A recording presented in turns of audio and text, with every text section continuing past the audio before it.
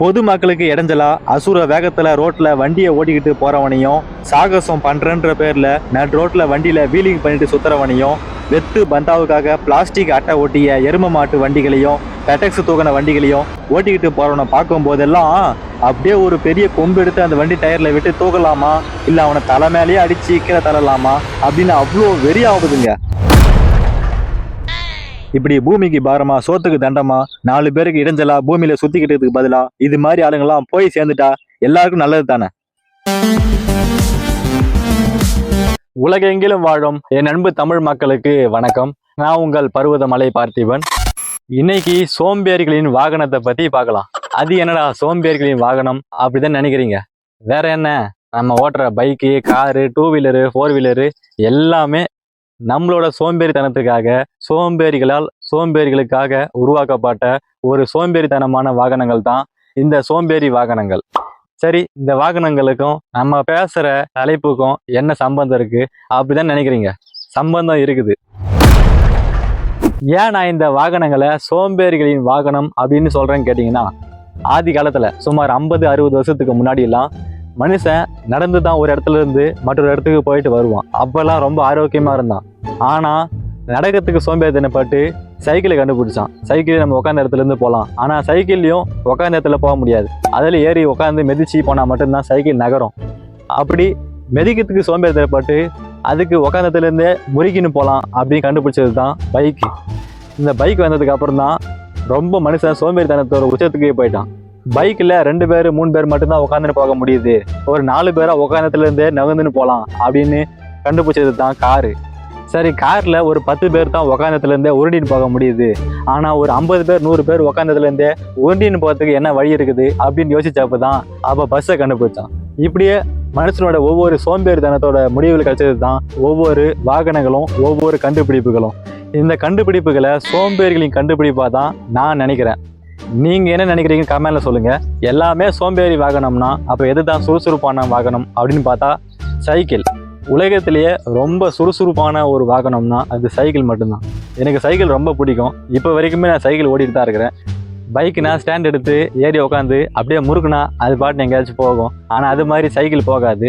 சைக்கிளை நம்ம ஏறி மிதிக்கணும். உட்காந்து ஏறி மிதிச்சு போனால் மட்டும்தான் சைக்கிள் நகரும். இப்படி ஏறி மிதிக்கிறதுனால நமக்கு எந்த ஒரு நோயும் வராது. சைக்கிளில் செலவு கம்மி. அதனால தான் சைக்கிள் ஓட்டுறவங்க யாருமே குண்டாவே இருக்க மாட்டாங்க, எல்லாருமே ஒல்லியாக தான் இருப்பாங்க. நீங்கள் யாருன்னா சொல்லுங்களேன், சைக்கிள் ஓட்டுறவங்க எல்லாருமே ஒல்லியாக தான் இருப்பாங்க. ஏன்னா சைக்கிள் அவ்வளோ சிறந்த ஒரு உடற்பயிற்சி வாகனம். உலகத்திலேயே சைக்கிள் மட்டும்தான் சுறுசுறுப்பான வாகனம் அப்படின்னு நான் எங்கே வேணாலும் அடித்து சொல்லுவேன். இப்போ நம்ம சைக்கிளை பற்றி பேசிக்கிட்டு இருக்கிறதுனால நம்ம தலைப்பு இப்போ மாறுது. இப்போ நம்ம சொல்ல வந்த தலைப்புக்கு போயிடலாம். இப்போ இந்த சோம்பேறிகளின் வாகனத்தினால சமுதாயத்தில் என்னென்ன மாற்றங்கள் ஏற்படுதுன்னு நான் சொல்கிறேன். முதல்ல இந்த 18 வயசுக்கு கீழே இருக்கிற பசங்க கிட்ட வண்டியை கொடுக்குற பெற்றோர்களை தான் முதல்ல வெளுக்கணும். இவங்களை வெளுத்தா எல்லாம் சரியாயிரும். ஏன்னா இவங்களுக்கு உண்மையாகவே பாசம்லாம் கிடையாது. சும்மா பெத்துட்டோமே, பையன் ஜாலியாக சுத்தட்டும் அப்படின்னு பைக்கு சாவியோ இல்லை வேற ஏதாவது வாகனங்களை கொடுத்துட்றாங்க. அவங்க என்ன பண்ணுறாங்க, பசங்களுக்கு ஒன்றும் தெரியாது, அவங்களுக்கு வண்டியை பற்றின புரிதல் இருக்காது.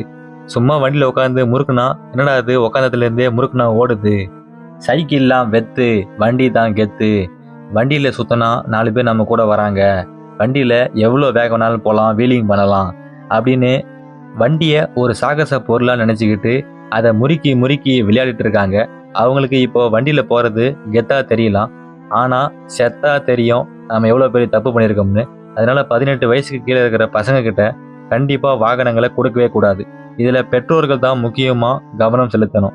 ஆனால் அவங்களுக்கே அக்கறை இல்லாததை பார்க்கும்போது ரொம்ப கவலையாக இருக்குது. இந்த வேகமாக வண்டி ஓட்டுன்னு போகிறவனை பார்த்தாலே அப்படியே கொம்பு ஒன்று எடுத்து அந்த வண்டி டயரில் விட்டு தூக்கலாமா, இல்லை அவனை தலை மேலே அடிச்சு கீழே தள்ளலாமா அப்படின்னு அவ்வளோ வெறி ஆகுங்க. பின்ன என்னங்க, வண்டியில் எதுக்கு வேகமாக போகணும்? எதுக்கு இந்த சோம்பேறி வண்டியில் வேகமாக போகணுன்ற? வேகமாக போய் அப்படி என்ன பிடுங்க போகிறான்? ஒன்றும் கிடையாது. வேகமாக போகிறதுனால அவனுக்கு மட்டும் பிரச்சனை கிடையாது, ரோட்டில் போகிறான் பாரு அவனுக்கும் பிரச்சனை. வேகமாக வண்டி ஓட்டி போகும்போது அப்போ தான் குறுக்க ஒரு பாட்டி வரும். அப்போ என்ன பண்ணுவாங்க, வேகத்தை கண்ட்ரோல் பண்ண முடியாது. போய் அந்த பாட்டியை ஏற்றி கை காலை உடச்சி உட்கார வைக்கிறது தான், இல்லை நம்ம எங்கேயாச்சும் வீழ்ந்து நம்ம அடிபட்டு உட்கார வேண்டியது தான். நிறைய பேர் மற்றவங்க முன்னாடி பந்தா காட்டணும் அப்படின்ற ஒரே காரணத்துக்காக பெருசாக பிளாஸ்டிக் அட்டைக்கட்டெல்லாம் ஒட்டிய எருமை மாடு வண்டிகளை வாங்கி ஓட்டவே தெரியலனாலும் ரோட்டில் உருட்டிக்கிட்டு இருப்பாங்க. அதுலேயும் குறிப்பாக இந்த சின்ன குழந்தைங்கள்லாம் ஆய் கைவிடுறதுக்கு பெட்டக்ஸை தூக்கி காமிப்பாங்க இல்லையா, அது போல் பெட்டக்ஸை தூக்கின வண்டிகளை பார்க்கும்போது தான் ரொம்ப எரிச்சலாக இருக்கும். இதில் என்ன காமெடினா, இந்த மாதிரி வண்டியில் 4 அடிக்கு மேலே தான் சீட்டாக இருக்கும். அந்த சீட்டை ஏறி உக்காரணும்னா ஸ்டூல் போட்டு தான் ஏறி 2 பேர் தான் உட்காந்துன்னு போக முடியும். அப்படியேப்பட்ட இந்த வண்டிகளை சும்மா பந்தாவுக்கோசரம் வாங்கி ஓட்டிட்டு இருக்காங்க. அதனால மக்களே, வண்டியில போகும்போது குறைந்தபட்சமா 20 கிலோமீட்டர் ஸ்பீட்ல போறது தான் உங்களுக்கும் நல்லது, எதிரில் போறவனுக்கும் நல்லது. 20 கிலோமீட்டர் வேகத்துல சைக்கிளே நம்மளை முந்திட்டு போகுமே, சைக்கிள் முந்திட்டு போற அளவுக்கு அவ்வளோ மெதுவாக போகணும் அப்படின்னு நீங்க கேட்கலாம். சைக்கிளை மெதிக்கிறதுக்கு சோம்பேறித்தனப்பட்டு தானே உட்காந்துட்டு முறுகின்னு போறதுக்கு வண்டியில உட்காந்தீங்க. அப்போ சைக்கிள் வேகத்துல போறது தப்பு இல்லை தானே. அதே போல அதிகபட்சமா ஒரு 40 கிலோமீட்டர் ஸ்பீட்ல போனாலே போதும். அதை விட்டுட்டு ரோடு காலியா தானே இருக்குது, நம்ம வேகமா போனா என்ன, அதனால கொஞ்சம் வேகமா போலாம் அப்படின்னு 60 கிலோமீட்டர் ஸ்பீட்ல போறது, 100 கிலோமீட்டர் ஸ்பீட்ல போறது, இப்படி நீங்க அதிகமான வேகத்துல போனீங்கன்னா அது உங்களுக்கும் ஆபத்து, எதிரில் போறவனுக்கும் ஆபத்து. நீங்க போகும்போது ஒரு ஊர் பகுதியில் போனீங்கன்னா அப்போதான் குறுக்க ஒரு குழந்தை ஓடிடும். அப்போ என்ன பண்ணுங்க, திடீர்னு நீங்க பிரேக் அழுத்தினீங்கன்னா பிரேக்கு பிடிக்காது. எப்பவுமே பிரேக்கு ஒயரையும் வண்டி டயரையும் நம்பாதீங்க, உங்க உயிரை மட்டும் நம்புங்க. உங்க உயிரை நீங்க பாதுகாக்கணும்னா நீங்க கவனமா தான் பாதுகாப்பா வண்டி ஓடிட்டு போகணும். நிறைய பேர் என்ன பண்ணுவாங்கன்னா, நேரா போற ரோட்ல வேகமா போவாங்க. அப்படி வேகமா போயிட்டு இருக்கும்போது அங்க ஒரு வளைவு வரும். அந்த வளைவுல அவங்க போற வேகத்திலேயே வளைப்பாங்க. அப்போ என்ன ஆகும்னா, அங்க ஓரமா மண்ணோ கல்லோ இருந்தா அது சறுக்கி அவங்கள வாரி விட்டுரும். அப்போ போய் எங்கேயாச்சும் விழுந்து அடிபட வேண்டியதுதான். இப்படி வண்டி வாரி விடாம இருக்கணும்னா நீங்க மூலட்டன்ல வளைக்கும் போது கண்டிப்பா வேகத்தை குறைச்சிட்டு தான் வளைக்கணும்.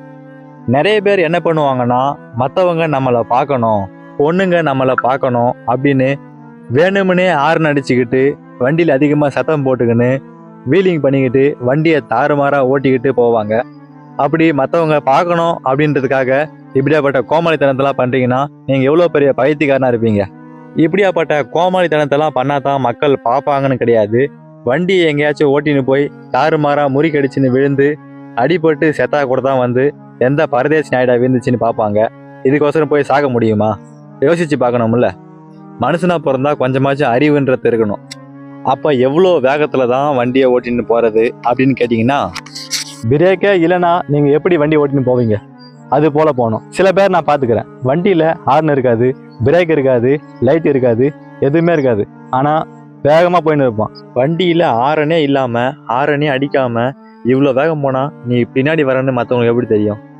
முறையாக வண்டியில் எல்லாமே பக்காவாக வச்சிட்டு இருக்கவனே ஆக்சிடென்ட் ஆகி அடிபட்டு ஓரமாக கிடக்குறான். ஆனால் ஒன்றுமே இல்லாமல் நீங்களாம் எதுக்கே ரோட்டில் வந்து வண்டியை உருட்டிக்கிட்டு இருக்கீங்க? இது கூட பரவாயில்லைங்க. இந்த சிட்டி சைட்ல எல்லாம் வண்டி ஓட்டுறவன் எடுத்த உடனே 60 கிலோமீட்டர் ஸ்பீடு தான் போவான். 2 ஆட்டோ போயிட்டு இருக்கோம், அந்த ஆட்டோவுக்கு நடுவில் சின்னதாக சந்து இருக்கும், அந்த சந்துலலாம் புகுந்து புகுந்து வெளியே வருவான். இவ்வளோ அவசரமாக போகிற அளவுக்கு என்ன அவசியம் இருக்குதான்னு பார்த்தா ஒன்றும் கிடையாது. சும்மாவே பந்தா கட்டுறதுக்கோசரம் எவனாச்சும் இந்த பக்கம் அந்த பக்கம் வந்து மோதி அடிபட்டு உசுரை போனால் தூக்கி குயில போடுவாங்க, இல்லை கை கால் போச்சுன்னா தூக்கி ஓரமாக கடைசிடுவாங்க அப்படின்னு அவனுக்கு அப்புறமா தான் புரியும். இது தாண்டா உலகம். இந்த உலகத்தில் நம்ம எப்படா வாழ போகிறோம்? இந்த நிமிஷம் உயிரோடு இருக்கிறவன் அடுத்த நிமிஷம் இருப்பானானே தெரியாது. இப்படி அடுத்த நிமிஷம் நிச்சயமே இல்லாத இந்த வாழ்க்கைக்கு எதுக்குடா இந்த வெத்து பில்டப்பு? இதெல்லாம் நான் சொல்லும் போது புரியாது, எங்கேயாச்சும் அடிபட்டு திருந்தினா தான் தெரியும். ஏன்னா சின்ன சின்ன காயமாக இருந்தால் பரவாயில்ல, பெரிய அடியாக இருந்தால் என்ன பண்ணுறது? சின்ன அடியாக இருந்தால் கூட ஒரு சொட்டு ரத்தம் உடம்புல உருவாகிறதுக்கு எவ்வளோ நாள் ஆகும், அது எவ்வளோ கஷ்டப்பட வேண்டியிருக்கும் அப்படின்லாம் நம்ம உணர்ந்தோம்னா கண்டிப்பாக இந்த தவறை நம்ம பண்ணவே மாட்டோம். நம்ம பண்ணுற சின்ன தப்பால் எவனோ போட்ட ரோட்டில் எங்கேயோ எதுக்கு நம்ம ரத்தத்தை வீணாகணும்? இல்லைங்க, என் வண்டியில் பிரேக்கு சூப்பராக பிடிக்கும், நச்சுன்னு வேகமாக போகிற ஸ்பீடில் அழுத்தினா பிரேக்கு பிடிக்கும், எவ்வளோ வேகம் போனாலும் உடனே அழுத்தினா பிரேக்கு பிடிக்கும், எவ்வளோ வேகத்தில் வண்டியை திறப்புனாலும் என் வண்டி டயரு சறுக்கவே சறுக்காது, வண்டி டயரு ஸ்ட்ராங்கு, என் பிரேக்கு ரொம்ப ஸ்பீடு அப்படின்லாம் நீங்கள் பேசிகிட்டு இருந்தீங்கன்னா அது உங்களுக்கே ஆபத்தாக முடியும். ஏன்னா மனிதன் கண்டுபிடித்த யமனின் தூதுவர்களே இந்த வாகனங்கள் தான். என்னடா சைக்கிளை ஒசத்தி பேசுகிறான், வண்டியை தாழ்த்தி பேசுகிறான், நீ எல்லாம் வண்டியே ஓட்ட மாட்டியா அப்படின்னு கேட்டிங்கன்னா, நான்லாம் வண்டி ஓட்டுவேன், ஆனால் அவ்வளோ வேகம்லாம் ஓட்ட மாட்டேன். ஏன்னா வண்டி எதுக்கு? ஒரு இடத்துல இருந்து இன்னொரு இடத்துக்கு போகிறதுக்கு தான் வாகனங்களே தவிர சாகசங்கள் செய்கிறதுக்கு கிடையாது.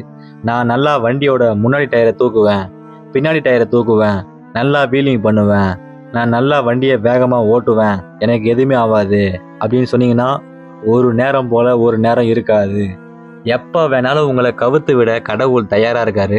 அதனால நான் வீரன், நான் சூரன், நான் பொண்ணு முன்னாடி கெத்து காமிப்பேன், ஊருக்கு முன்னாடி செத்து காமிப்பேன் அப்படின்னு உங்கள் விலை மதிப்பற்ற உயிரை நீங்களே விட்டுறாதீங்க. நானும் சோம்பேறி வாகனத்தை ஓட்டுறேன். நானும் ஒரு சோம்பேறி தான், ஒத்துக்கிறேன். நானும் சுறுசுறுப்பானவன் தான், இருந்தாலும் கொஞ்சம் சோம்பேறியானவன் தான். அதுக்காக நான் வண்டியே ஓட்ட மாட்டேன், எனக்கு வண்டி ஓட்ட தெரியாது அப்படின்லாம் கிடையாது. நானும் வண்டியெல்லாம் ஓட்டுவேன், ஆனால் இவ்வளோ வேகம்லாம் ஓட்ட மாட்டேன். இந்தியாவிலேயே அதிகமாக மக்கள் இறந்து போகிறது சாலை விபத்துகளால் மட்டும்தான். அதனால் இந்த சாலை விபத்துகளை குறைக்கணும்னா மக்கள் வாகனங்களை முறையாக கையாண்டு முறையாக ஓட்டணும். மெதுவாக போனீங்கனாலே எல்லாருக்கும் நல்லது. அதிகபட்சமாக வேகமான ஸ்பீடில் யாரும் போகாதீங்க. 60 கிலோமீட்டர் ஸ்பீட்லாம் யாருமே வண்டி ஓட்டாதீங்க.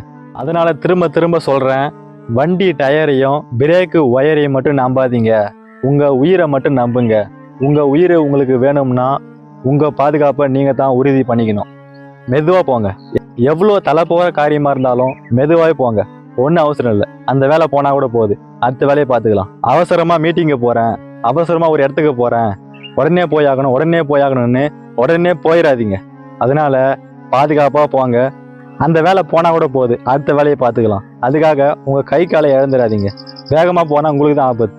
எங்கள் அப்பா அடிக்கடி சொல்லுவார், நீ மெதுவாக வண்டி ஓட்டின்னு போனால் எதிரில் ஒரு பெரிய லாரி வேகமாக வந்தால் கூட அது உன்னை மோதிச்சுன்னா உனக்கு ஒன்றும் ஆகாது, சின்ன சின்ன காயத்தோட நீ தப்பிச்சிருவேன்னு சொல்லுவார். அதுவே நீ வேகமாக போய் உன்னை ஒரு பெரிய லாரி வந்து அடிச்சு தூக்கணும்னு அவசியம் கிடையாது. ஒரு சின்ன கல் ரோட்டில் உன்னை சரி விட்டா போதும், தாறுமாற அடிபட்டு உனக்கு தான் மிகப்பெரிய ஆபத்து. அதனால வண்டியில வேகமா போவாதடா, பொறுமையா போடான்னு எனக்கு சொல்லி சொல்லி வளர்த்துருக்காரு. எல்லாருக்கும் அவங்க அப்பா எப்படின்னு தெரியாது, ஆனா எனக்கு எங்க அப்பா எப்பவுமே ஒரு வழிகாட்டி தான்.